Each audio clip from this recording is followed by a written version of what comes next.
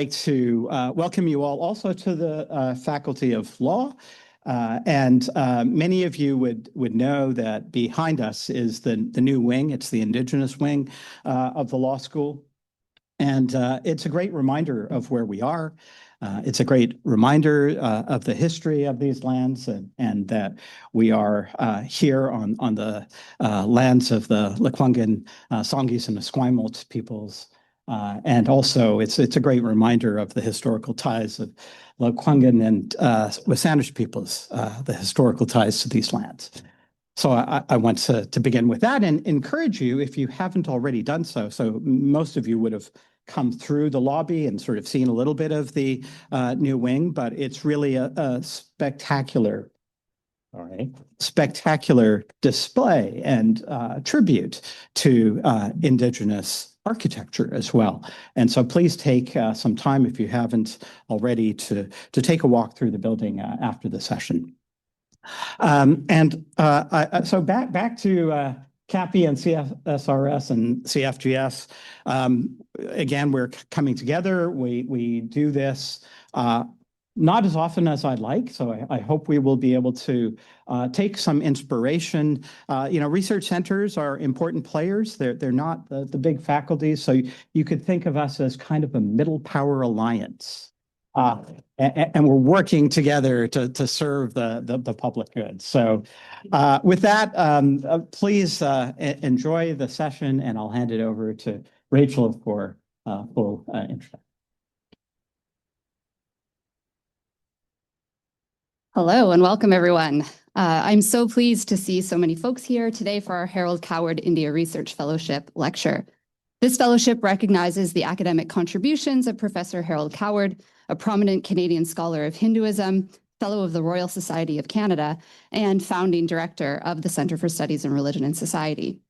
The purpose of the fellowship is to provide a visiting scholar with a stimulating academic environment conducive to research and writing, and to strengthen academic partnerships between the University of Victoria and our colleagues in India.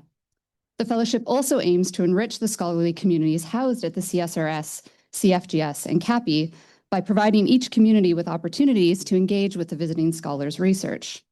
Now, over the years since the foundation of the Harold Coward Fellowship in 2012-2013, our three centers have been enriched by the collegiality and research of scholars such as Rinku Lamba, who worked on a project on Bhakti and the shaping of social imaginaries in colonial India, Bindu Manil Menon, who looked at transnational religious publics, migration, visual culture, and Jamaat Ismaili in South Asia and the Middle East, and Ramesh Berry, whose project for the Harold Coward Fellowship was querying the religious, the Martha, caste, and the contemporary. And now it is my pleasure to introduce this year's Harold Coward India Research Fellow, Shubham Arora. A Sanskritist by training and an intellectual historian in the making, Shubham was born and raised in India and moved to Canada in 2018 to pursue graduate studies. He is now an advanced PhD candidate in the Department of Asian Studies at UBC, where he is in the final stages of writing his dissertation on Sanskrit erotics, or the Kāmasūtra. Sorry, I'm working on my Sanskrit, buddy. A tradition of theoretical and technical treatises written between 300 and 1300 CE. His dissertation explores how, on par with other domains of knowledge production in pre-modern South Asia, this tradition did more than just catalog sexual desire and pleasure. It conceptualized the idea of pleasure, classified sexualities, and prescribed effective practices to cultivate bodily and aesthetic sensibilities. His research interests more broadly include South Asian religions, Sanskrit literature, intellectual history, and critical approaches to gender and sexuality, with particular attention to performance and oral traditions. Standing at the crossroads of intellectual history, global studies, and sexualities in Asia and the Pacific region, Shubham works on the ways sexuality is managed, mobilized, and commodified, historically and in the contemporary global contexts, making him an ideal Harold Coward India Research Fellow with clear connections to the CSRS, CFGS, and CAPI. Shubham brings embodied scholarship to the three centers as well.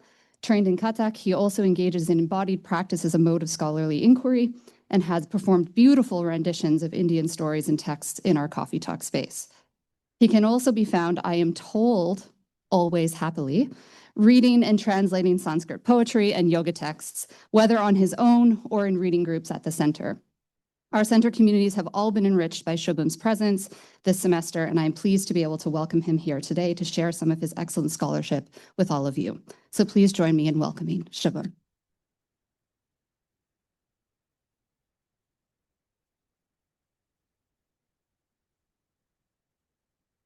The day has come.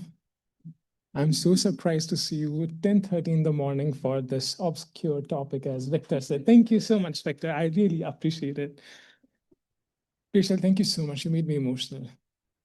I don't think I can ever do justice to that introduction. So thank you so much for welcoming me to your life, to University of Victoria, to CSRS, to CAPI, to CFGS.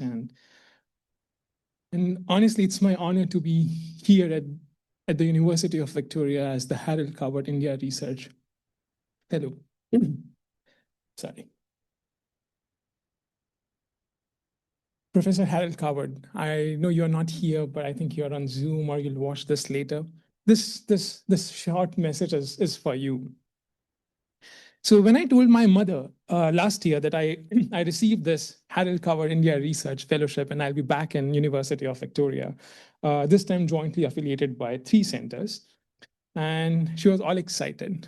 She kudos me and she was like, "Great job, baby." And I'll be my mama's baby always. Right. And we were off the call. Perfect. And then I received 2 screenshots from her. Guess what? She quickly Googled who is Harold Coward, what his legacy is, how many books he has written. And like, I couldn't even think of that she's so quick and so tech savvy. Mothers are amazing.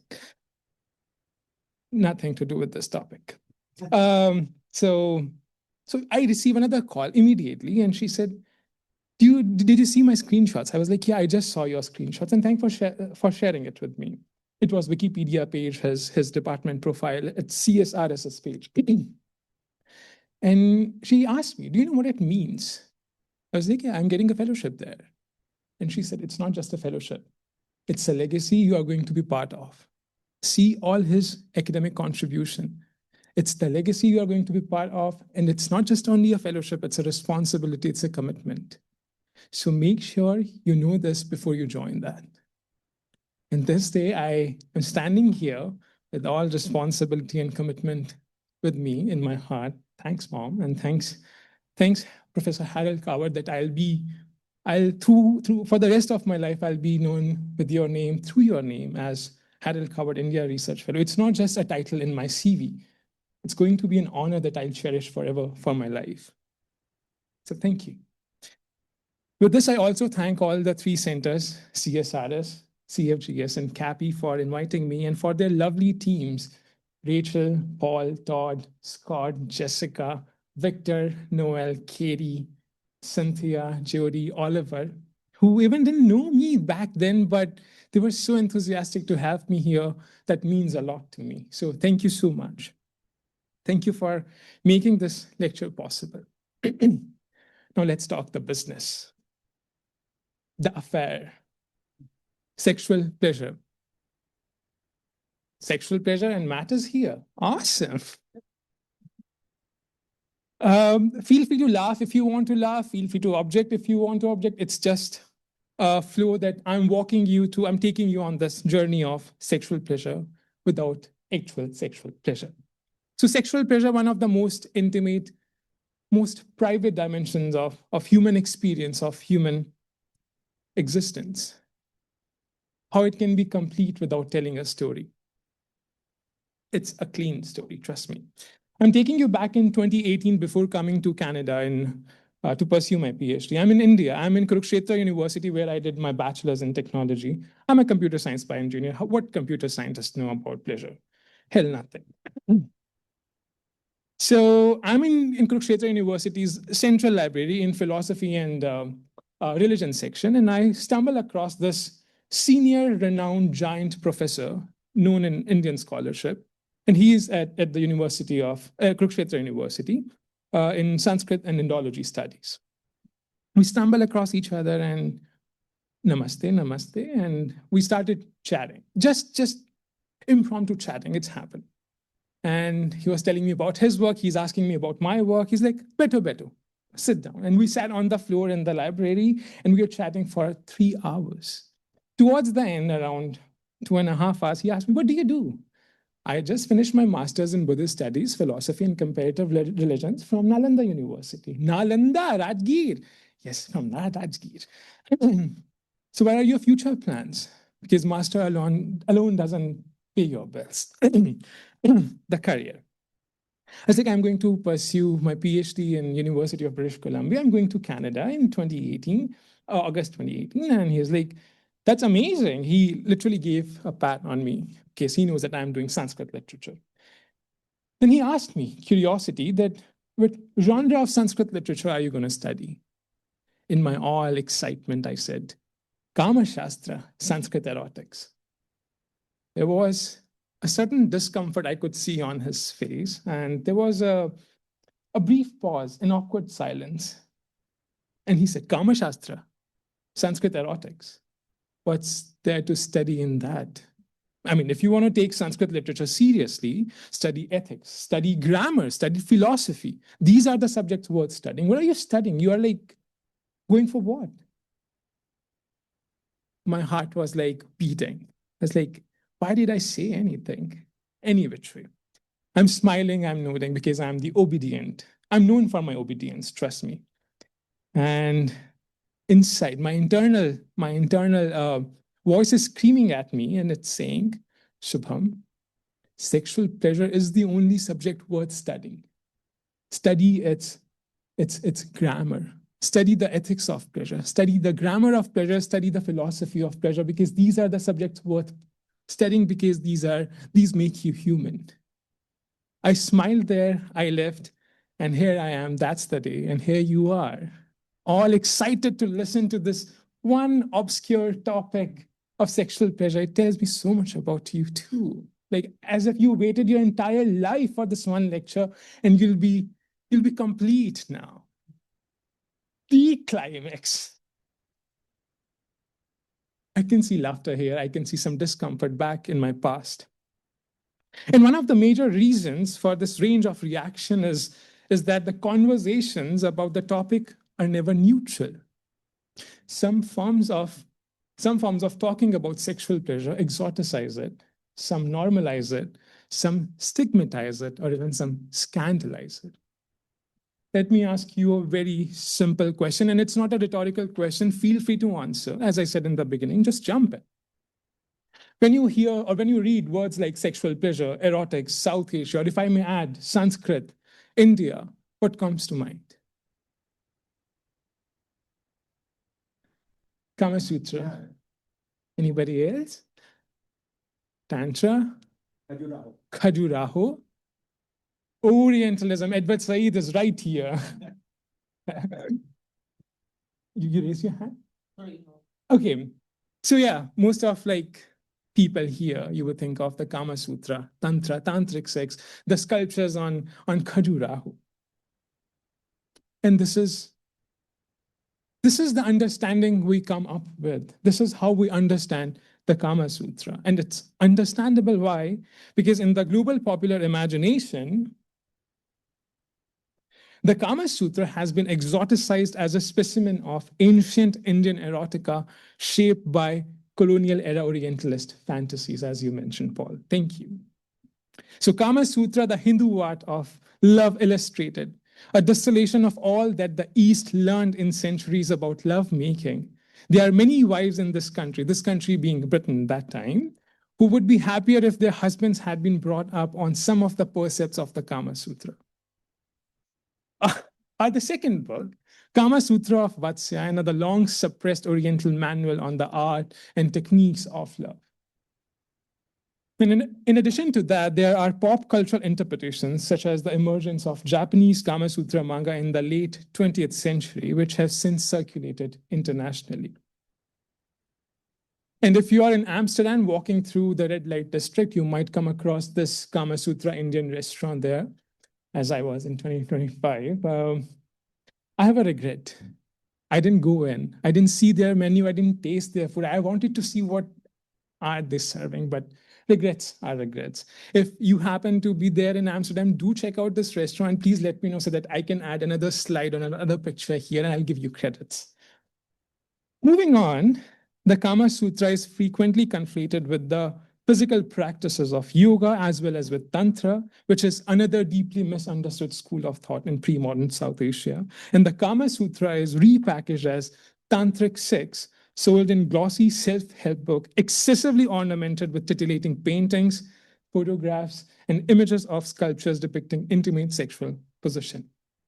Kāmasūtra and Tantric sex transform your sexual life, awake the ultimate pleasure with illustrated sex position, spicy ideas, and sex games. And there is more to it. In the modern global marketplace, pleasure is increasingly commodified through a manufactured sense of pleasure deficit, casting pleasure as something to be acquired, something to be enhanced, something to be optimized or normalized in your bodies. This narrative, in turn, fuels markets for sexual accoutrements, high-end wellness retreats, digital intimacy dating apps, and sexual spiritual tourism, often oriented toward destinations in global South, including Mexico, South, and Southeast Asia. Believe it or not, sex tourism is a multi-billion-dollar industry, from the taxi drivers to the brothel landlord, and so on and so forth. These readings, these interpretations of the Kāmasūtra are sustained and intensified by forces of counterculture, neoliberalism, and consumer capitalism. I don't need to go in details on that. At the same time, in its local context, that is to say in India, the Kāmasūtra has been reimagined as an emblem of ancient Indian science on the subject of sex, framed as Indian sexology to prove to the West the scientific temperament of Eastern knowledge systems, which is mobilized within an anti-colonial and nationalist project seeking to reclaim newly born India's intellectual past. The Kāmasūtra has also been spiritualized, that is to say, sex is reinterpreted as a vehicle for liberation, or as this book edited by Mulkraj Anand says, as a means, the sacred means of salvation itself. That's a peculiar word here, salvation. Paradoxically, however, in post-independence India, the Kāmasūtra and in its various representations, textual and visual alike, have also faced repeated censorship as pornography caught between state-sanctioned obscenity laws, moral anxiety, and religious political ideologies. Beyond the many forces shaping the ideas around Kāmasūtra, both globally and locally, the text has also become a trendy presence on social media. There are sex educators, influencers, content creators, mythologists. They are interpreting its content for contemporary audiences like us. In these spaces, it is often romanticized or glamorized as a cultural commodity, while at other times treated humorously or reduced to stereotypes about exotic sexuality. So amidst all these different ideas about the Kāmasūtra, sometimes conflicting, sometimes misleading, we might ask one simple question. Where is the Kāmasūtra in all of this? Or what is the Kāmasūtra in all of this? Let me be clear. When I'm asking these questions, I'm not interested in questioning the authenticity or appropriateness of these contemporary narratives, these global and local understandings, or in asking what the Kāmasūtra means for us today. But I would certainly clarify that Kāmasūtra is not pornography. That's a myth, or rather I should say that's a blunder. When I ask, where is the Kāmasūtra? I actually mean, let's get together, let's read the text, and let's understand it for its own sake. And I said the text, I should say in plural, texts on erotics, and understand them in their own way. I'm talking about a complex intellectual landscape here, and none of the representations actually and accurately reflect the magnitude of the intellectual labor invested in these texts that belong to this pre-modern tradition of theorizing pleasure in South Asia. Modern scholarship on erotics has evolved with serious interest in philology, history, and critical theory. And my work, which is standing at the intersection of intellectual history, South Asian religions and literature, and sexuality studies, proposes a fourth yet unexplored course through the world of erotics by asking a different set of questions. How did pre-modern South Asian thinkers, these authors of these texts, conceptualize body, pleasure, desire, intimacy, and emotion, more broadly the domain of erotics, in their own historical and intellectual worlds? And most importantly, why did they theorize the way that they did? If we are talking about gender and sexuality today in this contemporary world, we have certain reasons, certain motives, certain intentions. Why back in 4th century, somebody was sitting probably under the tree or peeking into somebody's bedroom and they're theorizing the text? Why? And what are they writing? What are they trying to achieve with that? Aren't people do sex all the time? So my focus is on these thinkers of erotics. Having said that, I'm not a psychoanalyst, so I'm not studying a psychoanalysis, not doing a psychoanalysis of these authors. Rather, as I extensively discuss in my dissertation, for these thinkers, pleasure is a thought. It is a site of knowledge production, vidyasthanam. I read these texts, in plural again, as engaged in dialogues that constitute a centuries-long tradition concerned with the principles, limits, and possibilities of pleasure. And by situating their dialogue historically, I further demonstrate that erotics did not exist as an isolated field of knowledge. Rather, these authors actively participated in the intellectual and cultural tradition around them, and in doing so, they self-reflexively reshaped the very tradition of erotics. And this is what I call an intellectual history of pleasure. So my work, An Intellectual History of Pleasure, therefore creates space for pleasure as a serious subject of inquiry and demonstrates that these theorists, these thinkers and their texts belong to a scholastic tradition that theorize the conditions and practices conducive to attaining pleasure. And B, it disorients prevailing notions that fetishizes Asian cultures as sites of desire. It's good to chuckle, it's good to laugh, but we need to see what's underneath that too. What the text is saying for itself, to do justice to these texts and their intellectual labor. Let me introduce you to the textual genre. Now it's a Sanskrit lesson, my friend. Kama Shastra. So the term comprises two Sanskrit terms, Kama, which means pleasure, and Shastra, which means a theoretical system or a body of knowledge. So when we put them together, Kama Shastra, it represents an ideological authoritative system that conceptualizes sexual desire, taxonomizes sex and sexuality, codifies rules of interpersonal amorous behavior, and prescribes a wide range of arts and accoutrements and affective practices that cultivate aesthetic refinement and social sensibilities for the pursuit of pleasure. To clarify, this is not a religious text or a ritual manual, unless you consider pleasure as a religion in itself. It's a normative text, or it's a normative genre. Loosely, we can say that Kama Shastra texts are injunctions or manuals of sexual techniques, but they're not just manuals of techniques. They're concerned with the nature, ethics, and aesthetics of bodies and pleasure. And let me give you an example here.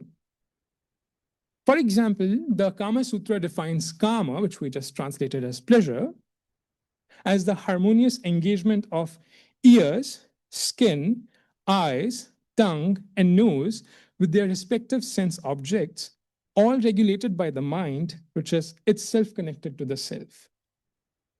Further, through a particular kind of touch, it leads to a fruitful sensory experience, which is filled with a delight arising from erotic arousal, and that is the highest form of pleasure.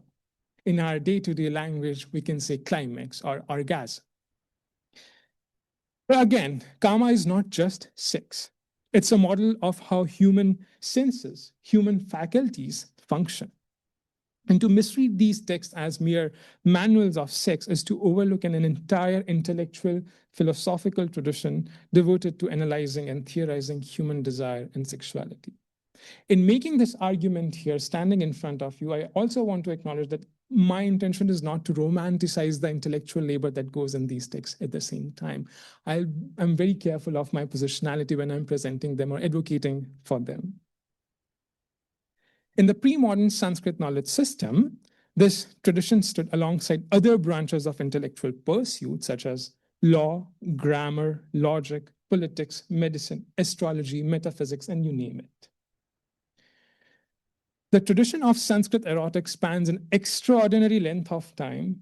The earliest available text is the Kāmasūtra of Vatsyayana, which I translate as aphorism of pleasure here, which was composed around the 4th century of the Common Era. But there were texts prior to the Kāmasūtra which haven't survived. Over the centuries, authors continued to write about pleasure, revise and theorize erotics, and they constituted a tradition that extended well into the 20th century. To be clear, the Kama Shastra is a tradition or genre, and the Kāmasūtra is only one text, one voice, one note in that genre. So Kama Shastra is the tradition, and Kāmasūtra is one text in that tradition. Although the Kāmasūtra is overhyped, as we saw in the beginning, there are many, many other important texts that also deserve our attention. So for my doctoral research, which I am finishing soon, I promise to myself, I focus on 4 early Sanskrit works. I begin with the Kāmasūtra because that's the earliest available text, and then turn to 3 medieval texts, Padmashris, Kakukas, and Hariharas. Geographically, these authors were located in different regions of the Indian subcontinent. For example, Vatsyayana in Pataliputra, which we can say is present-day Bihar, Padmashri in present-day Nepal, Kukuka in present-day Odisha, Bengal, Assam region, and Harihara most likely in South India and contemporary Andhra Pradesh or Karnataka region. A crucial caveat there is that, and I must acknowledge that most likely all these men that this tradition have, or the authors in this tradition, they're most likely men. So my work would be an intellectual history of men's theorization of pleasure. And that's one side of the story, I would say. But they were in conversation with the courtesans of their time and queer and third gender people there. So they're also including their pleasure. Having said that, a feminist and queer reading of these texts will provide more insights into the intellectual history of pleasure. Given the time constraints, as if all the time I can take, but given the time constraints, I will briefly discuss Harihara's intervention in his The Lamp That Illuminate a Passion. So in my close reading of his text, I show how Harihara rethinks erotics by adapting categories, conventions from erotics and from parallel traditions of poetics, South Indian vernacular poetry, and yoga. This is how I visualize Harihara's intertextual world, that is to say, the network of texts and traditions with whom Harihara was in conversation. So within the domain of erotics, Harihara is borrowing from Kukuka's work, which was an earlier work on erotics. He's taking from vernacular poetry, and from the tradition of poetics, he's most likely drawing on Rudra Bhatta's The Ornament of Passion, which is an 11th century work on aesthetics. And when I say poetics, I mean the theories and principles of writing poetry. It's a template that poets followed. It's a way of understanding how pleasure is conveyed through poetry, through words, on paper. And he's also drawing on ideas and practices from yoga.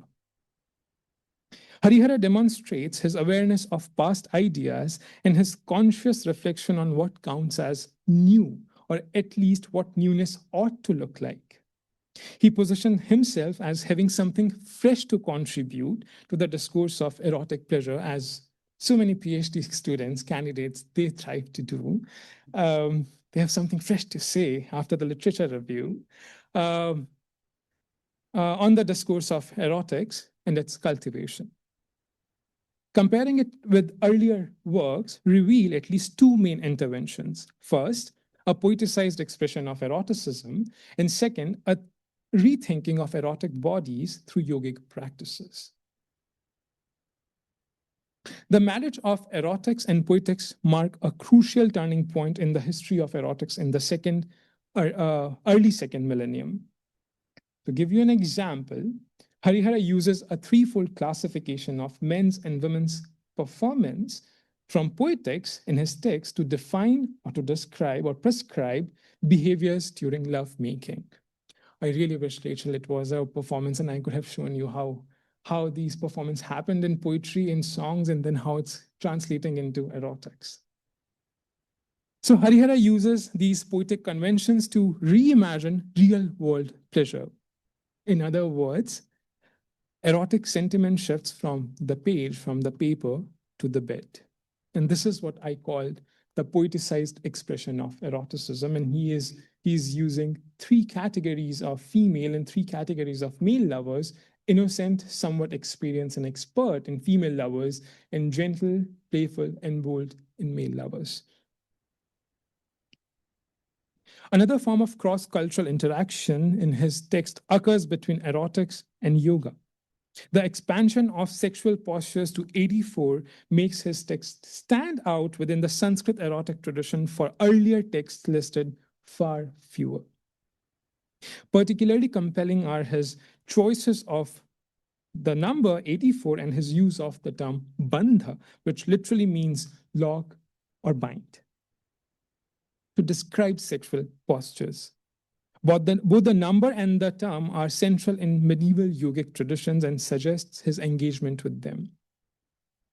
Around the 13th century, yogic texts began to construct a rhetoric of 8.4 million yogic postures, 84 lakh asana or 84 lakhs asana postures, increasingly emphasizing their divine origins. The number 84 came to symbolize completeness and sacredness. Similarly, the term bandha is a technical term in yoga referring to bodily locks or constrictions used in practices, especially hatha yoga practices. So when Harihara uses both the number and the vocabulary, it suggests that he was in conversation with the yogic world of his time. In doing so, he reimagined sexual postures through yogic conceptions of the body. At present, we do not have enough textual evidence to determine whether Harihara directly borrowed from a specific yoga text. At the very least, however, we can speculate that such exchanges occurred rhizomatically through broader religious and cultural currents rather than a single line of influence. It is quite possible that other traditions of physical practices circulated in early medieval South Asia that influenced both erotics and ascetic domains, but left no written records. So to conclude my analysis of Harihara's lamp that eliminates passion, I show that Harihara rethinks erotics, that is, ways of performing and pursuing pleasure through the shifting terminology and technologies of his time.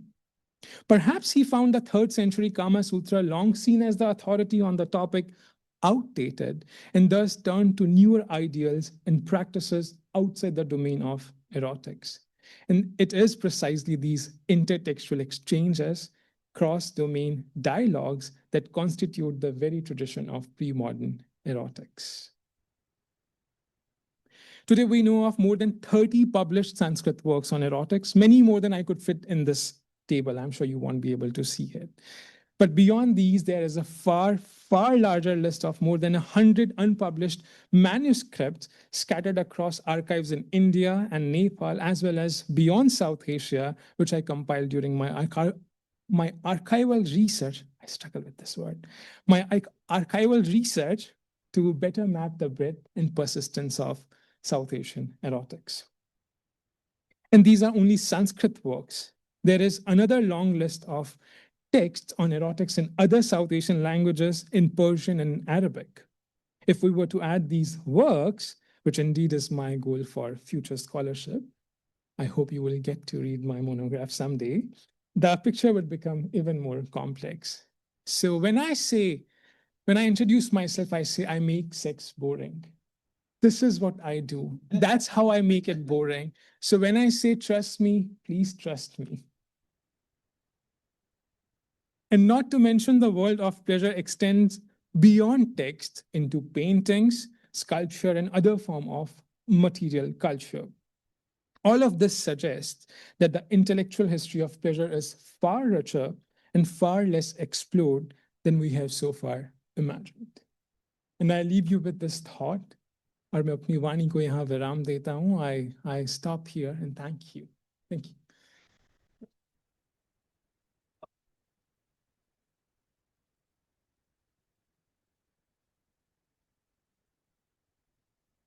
Hello, Cynthia. Thanks so much. Appreciate it. Hi, everyone. My name is Cynthia Milton. I'm the director for the Center for Global Studies. It has been an absolute pleasure to have Shubham among us. And I am sure that my colleagues at the Center for Religion and Society and Kathy, we all share the delight of having you among us. I am delighted and I am Yeah. honored. So I'm going to start the ball rolling with a question. And I want to start my question or observation with an apology. So I come from a different traditional thought. And so reaching out to your topic, I'm rooted in my own historiography and my own training. And so I'm going to date myself here. And I'm clearing the cobwebs out of my brain, going back to graduate school. And I keep thinking of Foucault, Michel Foucault, right? And so he's writing on Victorian England, and he's coming to the conclusion that we can understand how power is made manifest, how power as a capillary thing that is everywhere at all time is made manifest when we look at sex, and we look at how sex is suppressed in Victorian Europe, in Victorian England. Right. But while it's being suppressed, we can't stop talking about it. So it makes it more Exactly. talkable. Exactly. And so the parameters of what is normal and what is allowed is defined, and what is allowed to be spoken of or not spoken of is defined. And then he can trace how that changes through time. So he does an intellectual, he does intellectual history of sexuality, right? Thus bringing us up to, and so one of the things he points to, for instance, is the difference between the way men and women are perceived, what they're allowed, what they're not allowed. And this sort of echoes with your talk. And I'm wondering, how does Foucault help you or not help you?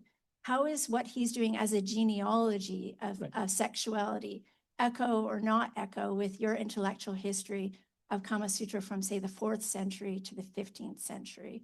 And does Foucault help you, or is Foucault more a hindrance because he's looking at such a completely different landscape?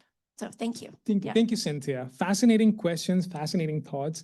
Yes, Foucault is helping me so much that I introduce Foucault as my beloved.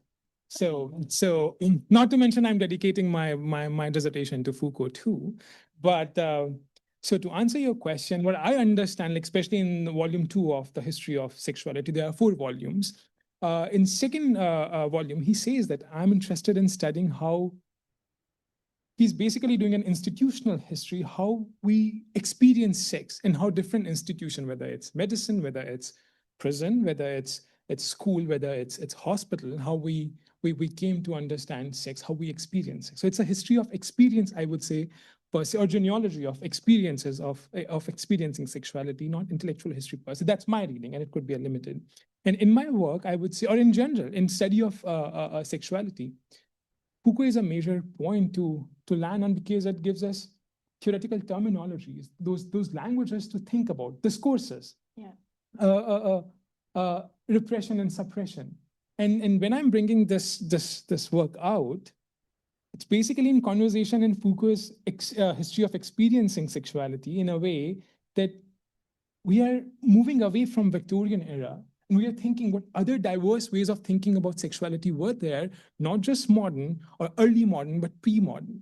Because everybody, since people have babies. Yeah. Thank you. That's the most polite way of putting it. I was thinking of something else. Sorry. Since people are having babies, the point is, how do they experience the project of making babies? So yes, Foucault, in one word, I would say Foucault is helping me. He is giving me or he gave all of us that theoretical lens to look. And then we can expand on it, critique it. We can be in dialogue with Foucault. Actually, that's what I'm doing. Like, as we literature reviewers, they are in conversation with other predecessors or senior scholars who have long passed. I'm doing the same way, like how these authors, they are in conversation with each other. They are temporarily apart, like 4th century and then 11th century, and exactly how they are taking theories and how they have diverse ways of thinking about sexuality and pleasure and erotics. So yeah, thank you. Questions. So, Apollo, yeah. Kalpana. Thank you. Thanks, Kalpana. Can you just wait 1 second till the mic comes from for the Zoom audience? Thank you. Put the mic on. Hold the red button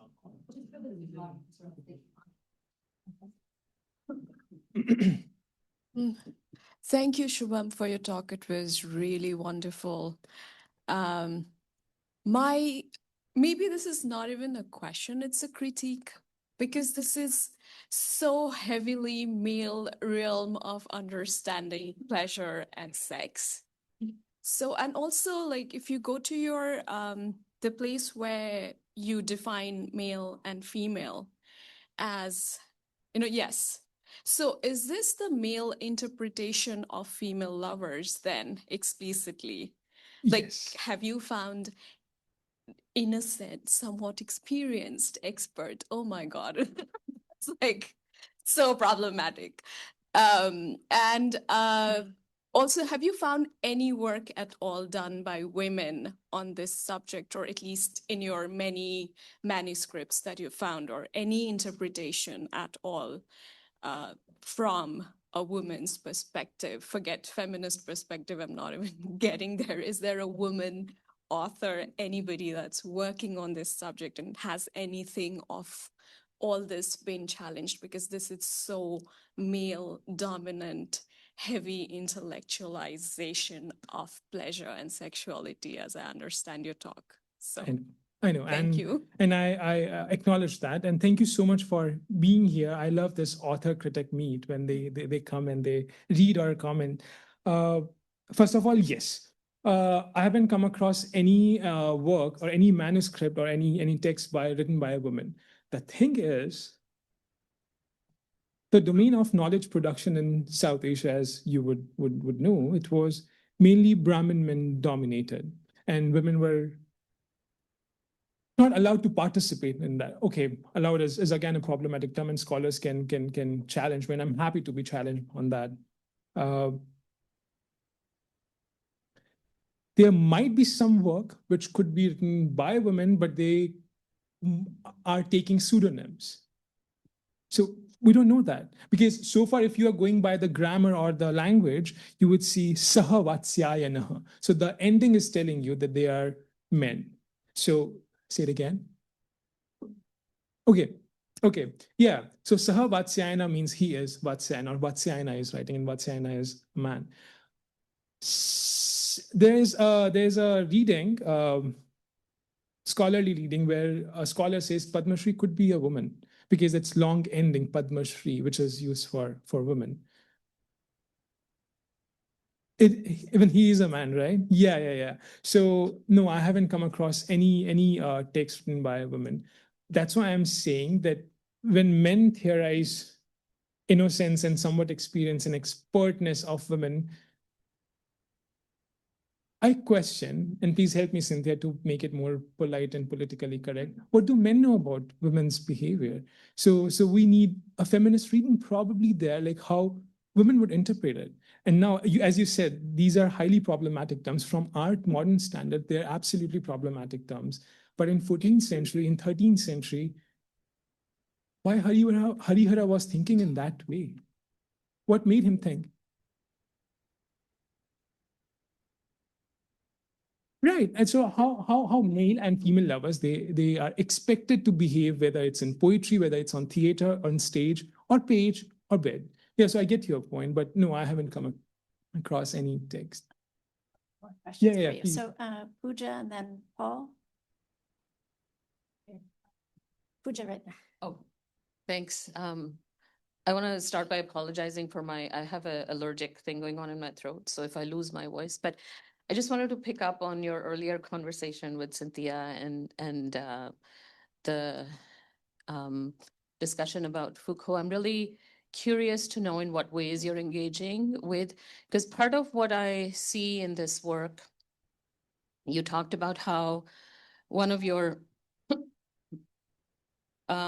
the things that your work does is it disorients Asia as a site of pleasure.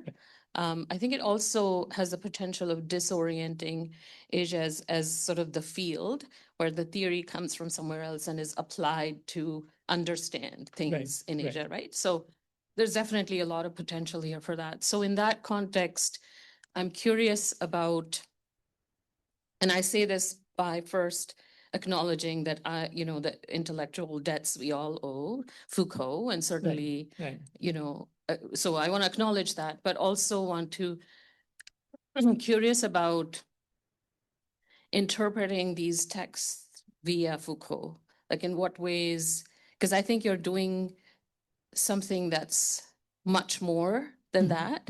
And obviously a talk is not the place to play out all your methodology and theoretical framework. So I'd be curious to hear more about that, if you can share some more.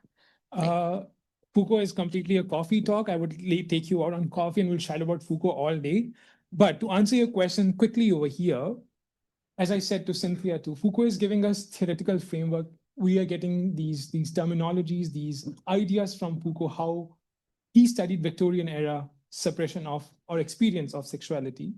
But I'm not directly doing a Foucauldian study of, say, Kāmasūtra or Harihara's text. That's not my project. That would rather be, as you said, would be injustice to Asian traditions for themselves.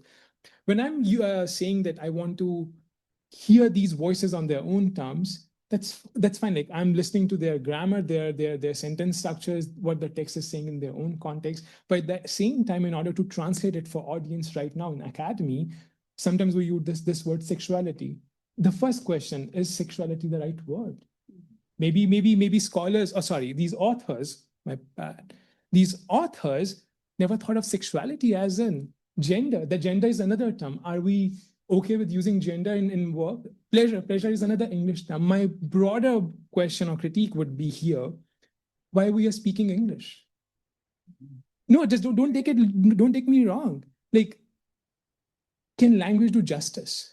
So if I'm saying I'm taking Foucauldian's this theoretical framework history of sexuality in my work, I'm adapting it to what these authors are saying. I'm not giving them Foucauldian voice, or I'm not putting voice in their mouths. I'm listening to them, but I'm very cognizant of not to hinder these authors' voices, because that would be not fair. It would be unfair. Yeah.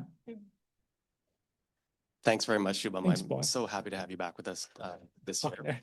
I'm really interested. I mean, one of the justifications for having you shared by all three centers is that we're kind of curious about the way some of these ideas and practices and texts travel through time and space, right? So linking Asia and North America. So I'm very glad you started with looking at the way the Kāmasūtra is kind of rendered in or taken up by popular culture. Right. So all the interest in the Kāmasūtra, but also all the interest in Tantra. And it seems to me that in those kind of contemporary erotics, you have this idea that sexual pleasure can be used for spiritual advancement. And I'm wondering if you see, if that line is kind of imagined or kind of orientalized in the West, is it present in these texts? Because your last lecture that you gave at the center maybe last year was really about some of the mechanics in the most kind of crude sense, the mechanics of sexual activities and how it's policed and theorized and so on. So is this idea that sex can be a kind of a vehicle for enlightenment also present here in an explicit way that the modern tantric manuals always imagine it to be? So there are so many questions in this. I'll start with one precise answer: yes. So there is this text which is still in manuscript, and I have not included it in. It's almost 16th, 17th century text. It's called Ayurveda Prakasha, the light on Ayurveda. And it's all about Kāmasūtra, like, and rather that author who is writing it, we don't know who the author is, but they are taking verses from these three texts primarily. And there it says that Kama, pleasure, is a way to Vairagya. Vairagya means detachment, and from there, Mukti, which is liberation. So yes, we see these thin lines, thin ideas there, but we still need to, that's why I'm saying there is lots of work here that needs to be done, that we need to bring out this knowledge, these ideas out, and see how they travel, or their genealogies, as Cynthia said in the beginning, how the idea of liberation and sexuality, or liberation and pleasure, Kama, is changed in the 16th or 17th century. Before that, people were interested in aesthetic sentiments, emotions, how people are portraying them on bed or on paper or on stage. And before that, it was, which I presented in my earlier lecture, how Vatsyayana is in dialogue with other scholars, and it's like how these scholars are debating. It's like a form of shastra, where these scholars, these authors in 4th century meeting, and they're debating who experiences pleasure in what way and how not.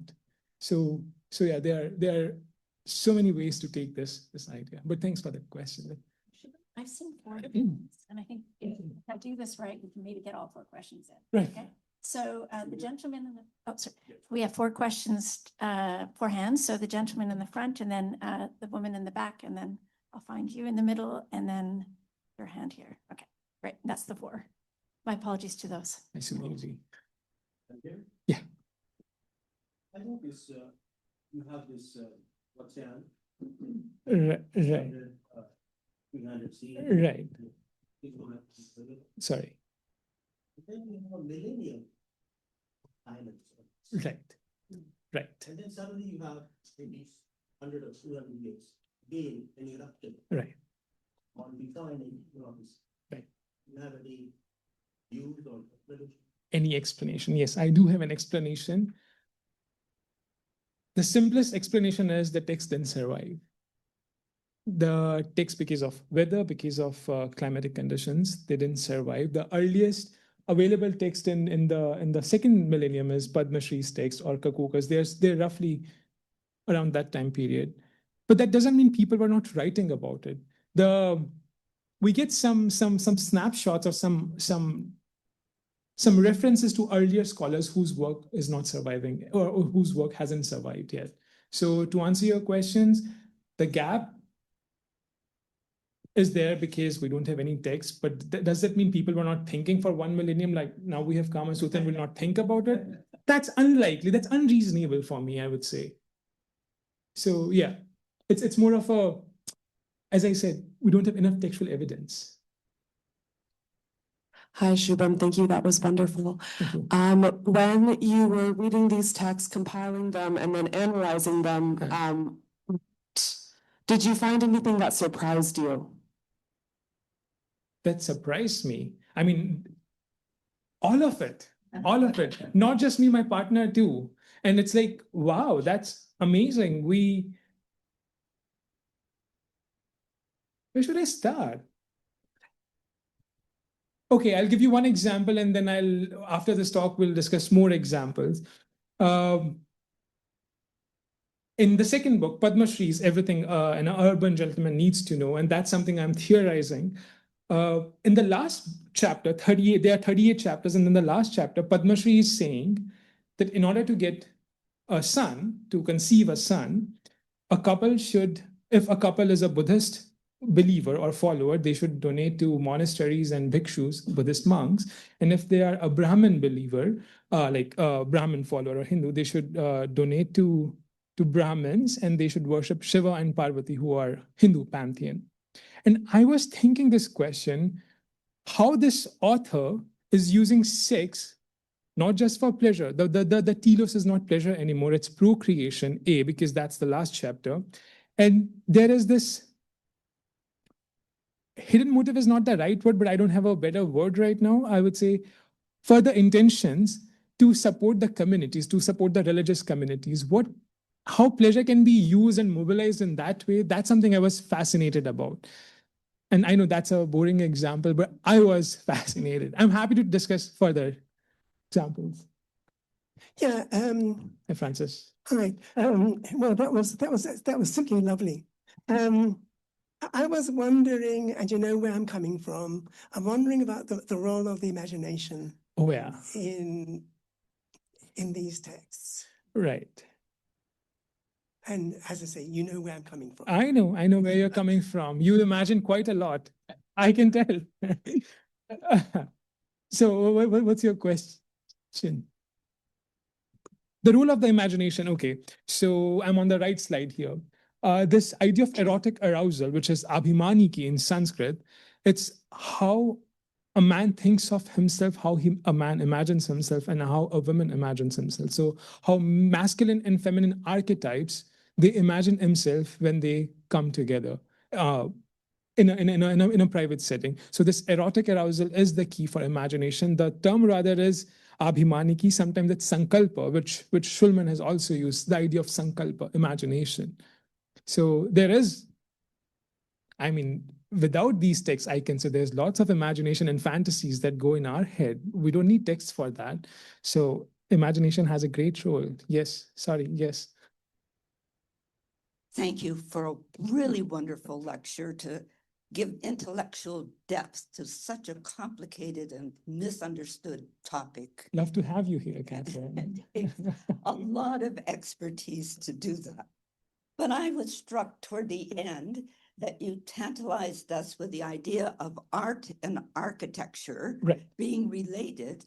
And I immediately thought that you are a dancer and dance must have this connection too. Absolutely. And is that something you're going to write about in the future? Yes, there is. Okay, so given the precarity of academia, I'm thinking of so many paths, like almost 150 I can count on my fingers. One is critical dance studies. And in critical dance studies, there are scholars I'm in touch with. We are thinking of translating and performing these poetry, these erotic poetries, without giving the essence. The idea of these poetry is not the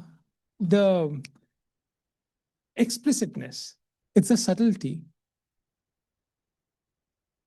How she looks and how he's looking at her.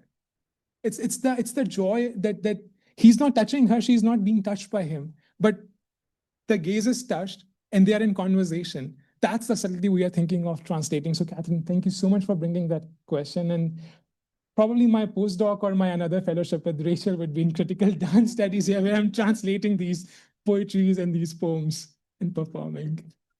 Thank you so much. Unfortunately, we've reached the end of our time, but I do encourage you all to reach out to.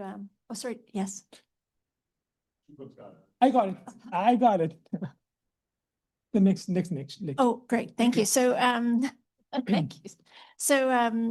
So please do stay, talk to Shubham if you have more questions. Sorry, we couldn't field them all. All intellectual questions, please. Yeah. No advice.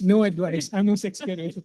And so the next talk coming up for the Center for the Study of Religion and Society is Hidden Heritage, Decorated Qurans from Coastal East Africa. And that'll be on March 19th from 5 to 6:15. Thank you all so much for coming here in great numbers. And again, a round of applause for Shubham. Thank you so much, everyone. Thank you so much.